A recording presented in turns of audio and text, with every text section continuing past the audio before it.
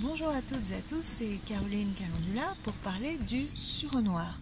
Alors dans une vidéo précédente, j'ai expliqué comment le distinguer du sureau yèble et cette fois, on va parler de ses utilisations en cuisine. Alors au printemps, le sureau va mettre ses inflorescences vers la fin du printemps et la première chose qu'on va utiliser en cuisine, ce sont donc ses fleurs. Alors quand on utilise les fleurs en cuisine, il faut enlever les grosses parties vertes. Elles contiennent des hétérosides cyanogénétiques qui sont toxiques. Donc on va éviter de mettre ces grosses parties et on va garder seulement les extrémités des inflorescences. Alors comment est-ce qu'on va utiliser ces inflorescences en cuisine? Bien déjà, si on les sent, c'est une odeur qui est très suave, très florale, presque entêtante.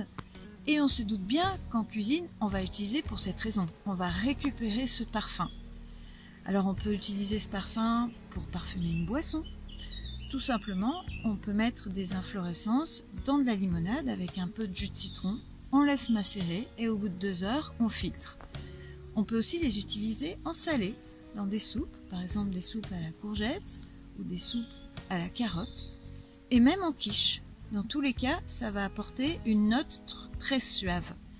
Et puis, on va pouvoir les utiliser, bien sûr, pour les desserts. Et là, si vous êtes gourmand, vous avez déjà imaginé des tas de possibilités.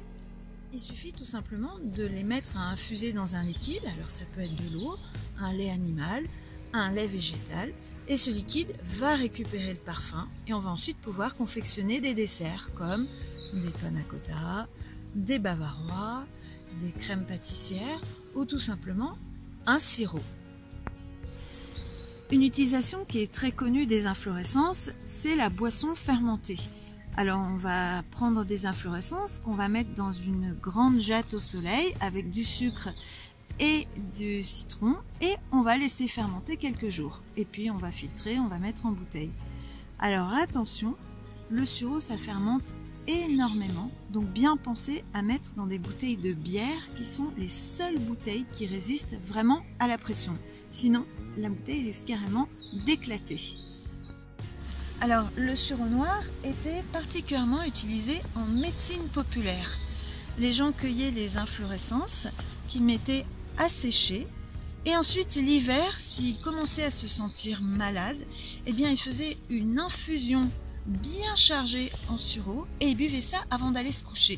Et en fait, le sureau a la propriété de faire transpirer.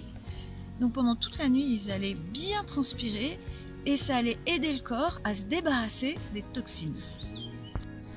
Et puis à la fin de l'été, fin août, début septembre, on peut cueillir les fruits. Alors les fruits, on va éviter de trop en manger crus parce qu'ils peuvent être vomitifs. Par contre, on va pouvoir les utiliser cuits. Alors c'est vrai qu'ils n'ont pas un goût fantastique, on peut les ajouter aux confitures de petits fruits d'été, comme les confitures de mûres, etc. On va pouvoir les utiliser en coulis aussi. Ce coulis, on va pouvoir le réutiliser en pâtisserie, par exemple pour faire une charlotte.